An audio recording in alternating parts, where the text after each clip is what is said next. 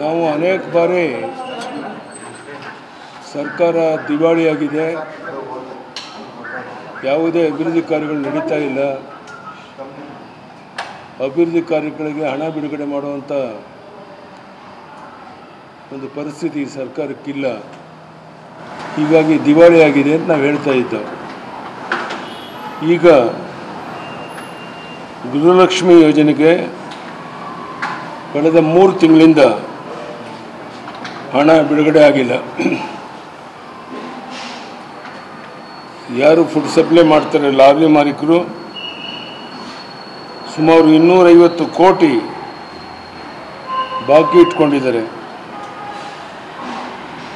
ಈ ಕೂಡಲೇ ಲಾರಿ ಮಾಲೀಕ ಷಣ್ಮುಖರನ್ನು ಕರೆದು ಚರ್ಚಿಸಿ ಕ್ರಮ ತೆಗೆದುಕೊಳ್ಬೇಕು ಅಂತ ಒತ್ತಾಯ ಮಾಡ್ತೇನೆ. ನೀವು ಯಾವುದೇ ಒಂದು ಕಾರ್ಯಕ್ರಮಗಳನ್ನು ನೋಡಿ,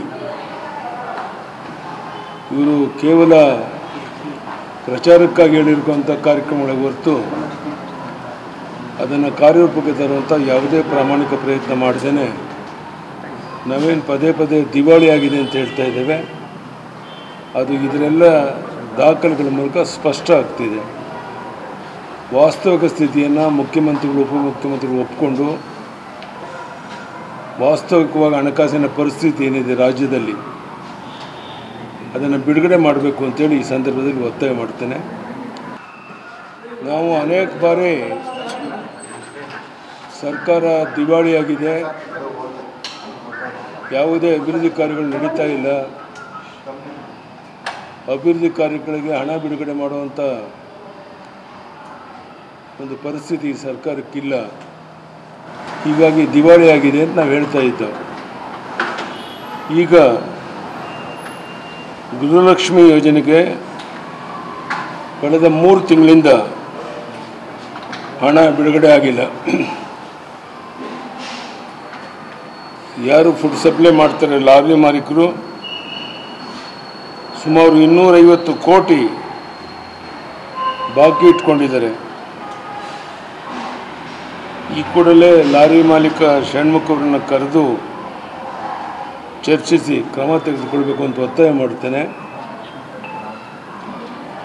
ನೀವು ಯಾವುದೇ ಒಂದು ಕಾರ್ಯಕ್ರಮಗಳನ್ನು ನೋಡಿ, ಇವರು ಕೇವಲ ಪ್ರಚಾರಕ್ಕಾಗಿ ಹೇಳಿರುವಂಥ ಕಾರ್ಯಕ್ರಮಗಳಿಗೆ ಹೊರತು ಅದನ್ನು ಕಾರ್ಯರೂಪಕ್ಕೆ ತರುವಂಥ ಯಾವುದೇ ಪ್ರಾಮಾಣಿಕ ಪ್ರಯತ್ನ ಮಾಡ್ದೇನೆ ನಾವೇನು ಪದೇ ಪದೇ ದಿವಾಳಿಯಾಗಿದೆ ಅಂತ ಹೇಳ್ತಾ ಇದ್ದೇವೆ, ಅದು ಇದರೆಲ್ಲ ದಾಖಲೆಗಳ ಮೂಲಕ ಸ್ಪಷ್ಟ ಆಗ್ತಿದೆ.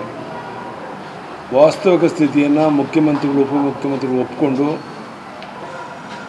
ವಾಸ್ತವಿಕವಾಗಿ ಹಣಕಾಸಿನ ಪರಿಸ್ಥಿತಿ ಏನಿದೆ ರಾಜ್ಯದಲ್ಲಿ ಅದನ್ನು ಬಿಡುಗಡೆ ಮಾಡಬೇಕು ಅಂತೇಳಿ ಈ ಸಂದರ್ಭದಲ್ಲಿ ಒತ್ತಾಯ ಮಾಡ್ತೇನೆ.